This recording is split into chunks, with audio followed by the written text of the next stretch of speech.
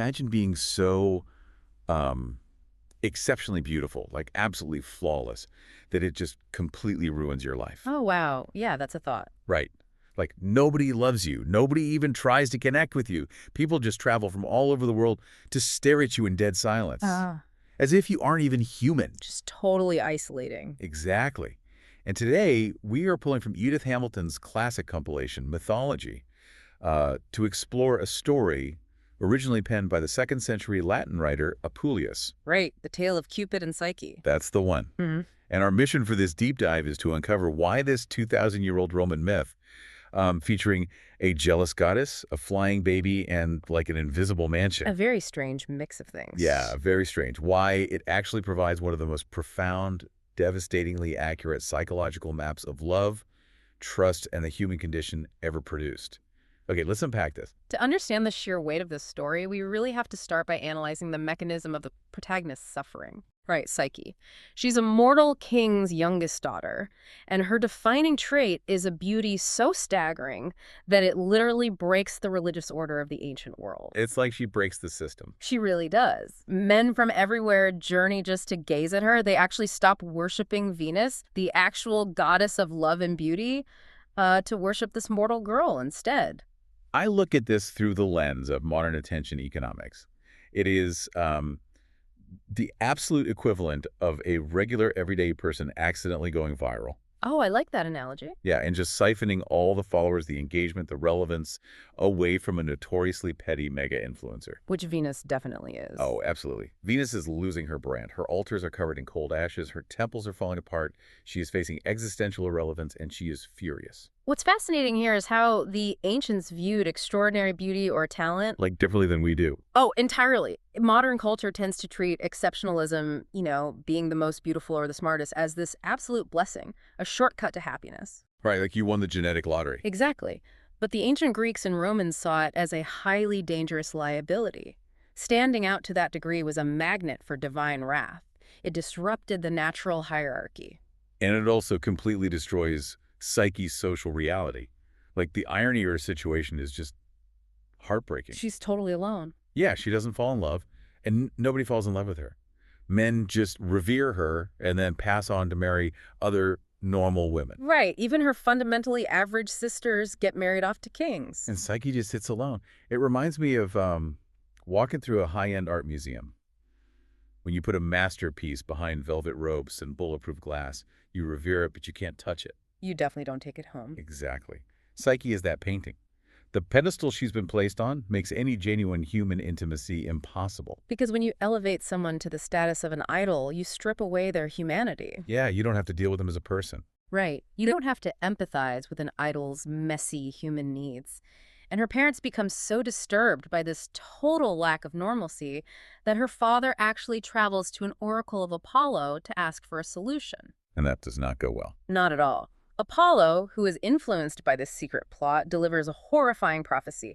Psyche must be dressed in mourning clothes, left on the summit of a rocky hill, and abandoned to marry a fearful winged serpent. Which is just wild, because Venus had actually ordered her son, Cupid, to shoot Psyche with an arrow so she'd fall for a despicable monster. But it backfires. It totally backfires. Cupid was so mesmerized by her that he accidentally pricked himself, and he falls madly in love with her.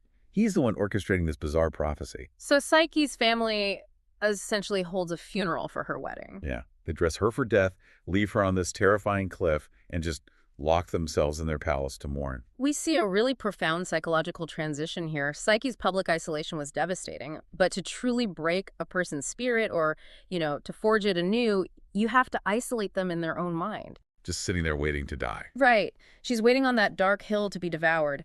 But instead, the mild wind, Zephyr, gently lifts her and carries her down to a fragrant, grassy meadow.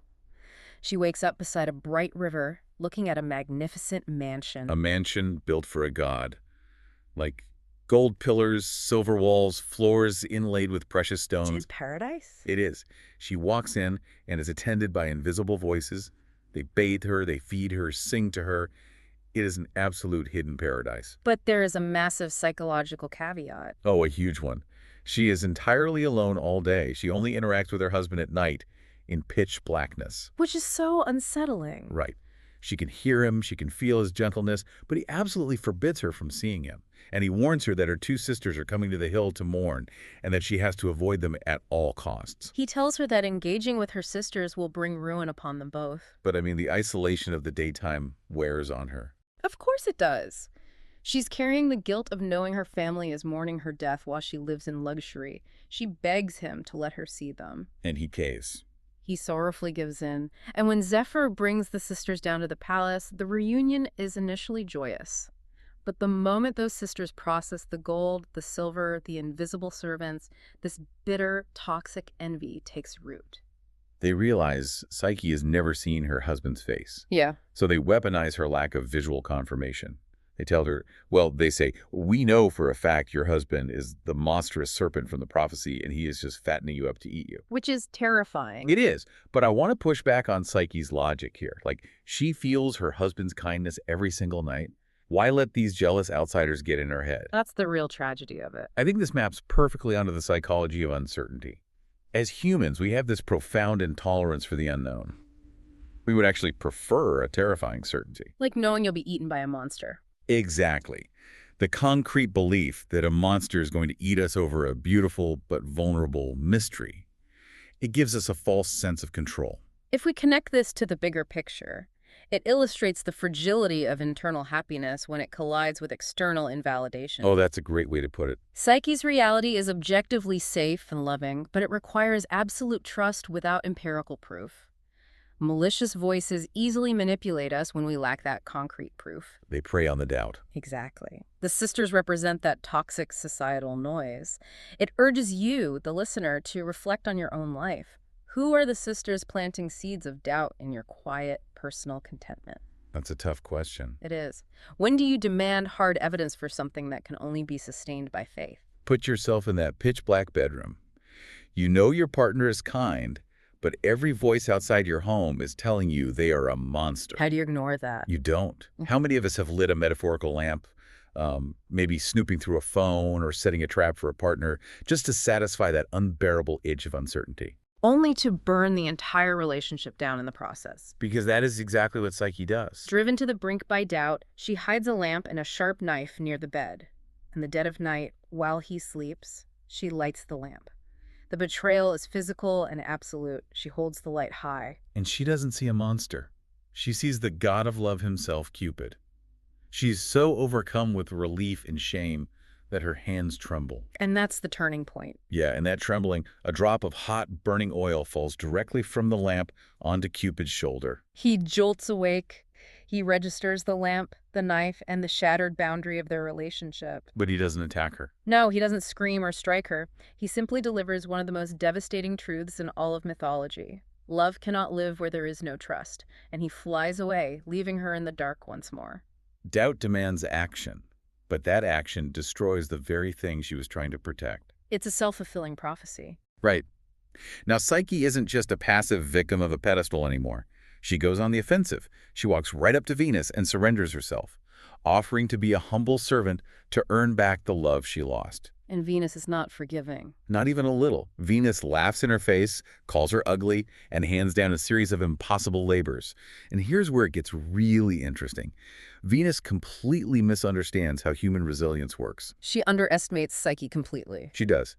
Every punishment she assigns to break Psyche down just provides the exact crucible Psyche needs to evolve from a helpless girl into a force of nature.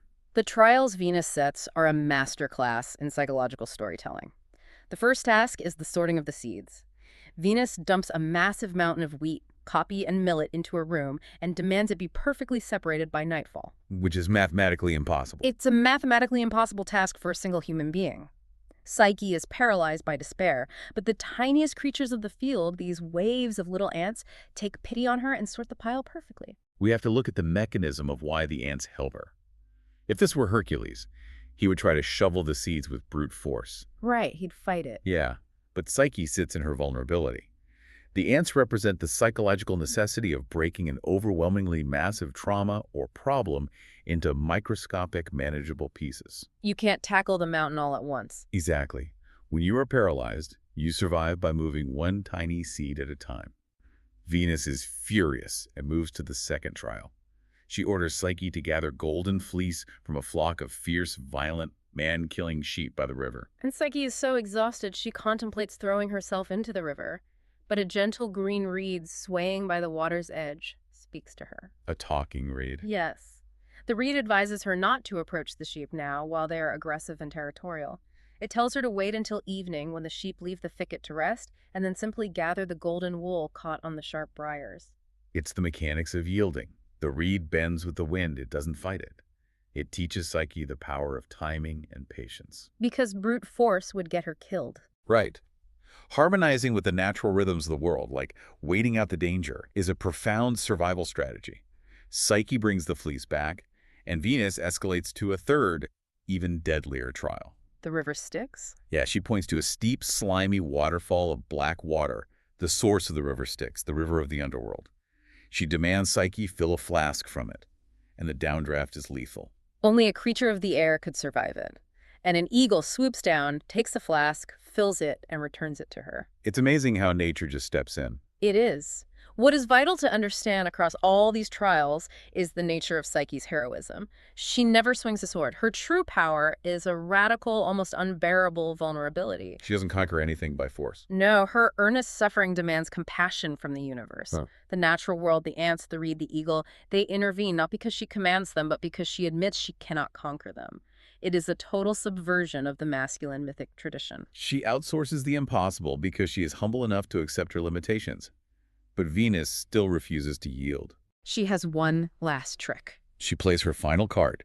Yeah. She hands Psyche a box and orders her to descend into the underworld, the literal realm of the dead, to ask Proserpine for a measure of her beauty. Having conquered the physical world, Psyche must now navigate the ultimate unknown. Yeah, the underworld. She finds a tower that provides her with the instructions for surviving hell.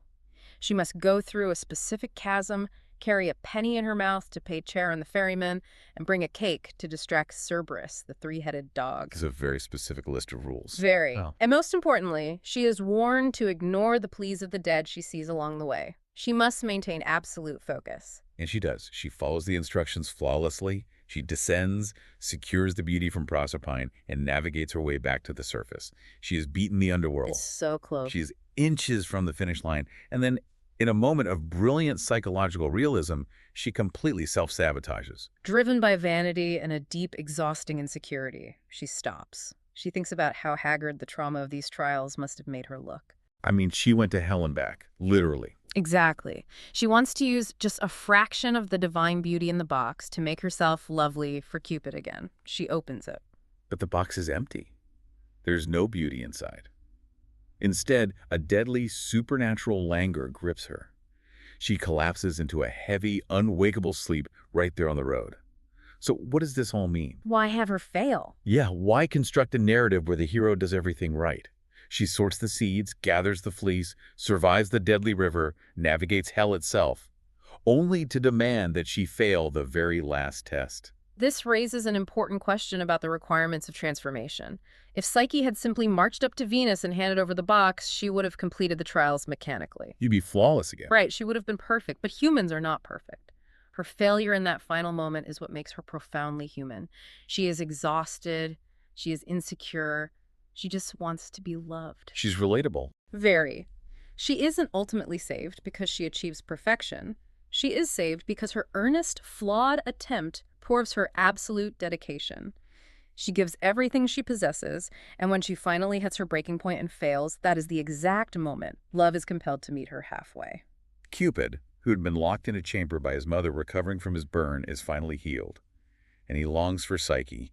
Venus locked the door, but she completely forgot to secure the window. A classic villain mistake. Cruelly, he flies out, finds Psyche lying in that death-like coma, and wipes the sleep from her eyes, putting it back into the box. Just undoes the mistake. Yeah, he wakes her with a gentle prick of his arrow, playfully scolds her for their curiosity, and tells her to finish her errand to his mother. He says he will handle the rest. Cupid doesn't go to Venus. He bypasses her entirely and flies straight to Mount Olympus to petition Jupiter, the king of the gods. Going right to the top. He asks for formal divine intervention. Jupiter agrees to convene an assembly of the gods, legally marrying Cupid and Psyche, but not before reminding Cupid of the embarrassing earthly forms Cupid forced him to take in the past. Like turning into a bull or a swan for love. Oh, right. It's a brilliant stroke of divine politics. And Jupiter takes it one crucial step further. He brings Psyche into the assembly and gives her ambrosia to taste. The food of the gods. It makes her immortal. Which solves a lot of problems. It really does. This legally and physically binds her to the divine realm.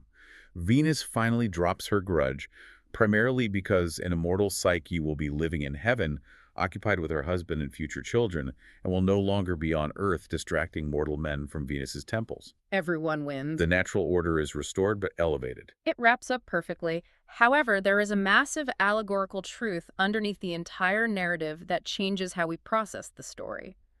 If you look at the original Greek, the word psyche translates literally to soul. Yes. This entire epic, the isolating pedestal of perfection, the mansion in the dark, the catastrophic betrayal of trust, the impossible labors, and the descent into death, it's a grand allegory for the journey of the human soul. That is so powerful. The text suggests that the soul in love must endure agonizing trials. They must be tested by darkness, doubt, and seemingly impossible obstacles to truly understand each other. But once they are finally united through that shared suffering, the bond can never be broken. That brings us right to the core of why this deep dive matters for you. This isn't just a fairy tale about a girl and a winged god. It is a stark reminder to trust your own mansion in the dark. That's a beautiful way to think about it. When you have cultivated something beautiful and authentic, beware the toxic envy of outsiders who want to plant seeds of doubt in your certainty. Recognize that true connection, whether it is with another human being or with your own soul, always requires a leap of faith into the unknown. You can't force it. No, you cannot cultivate love with a knife and a lamp in your hands, demanding empirical proof. The demand for absolute certainty is the enemy of vulnerability, and vulnerability is the only soil in which trust can grow. But I want to leave you with one final, lingering paradox drawn directly from our source material. Oh, about the author. Yeah. Edith Hamilton highlights something incredible about Apuleius, the author who wrote this specific version of the tale down in the 2nd century. Apuleius explicitly stated that he was merely entertained by the myth. He didn't even buy into it. Right. He wrote it beautifully with all this profound psychological depth, but he noted that he believed none of it. He viewed it as total, entertaining fiction. Which is just wild to think about. It is. So I want you to mull this over today.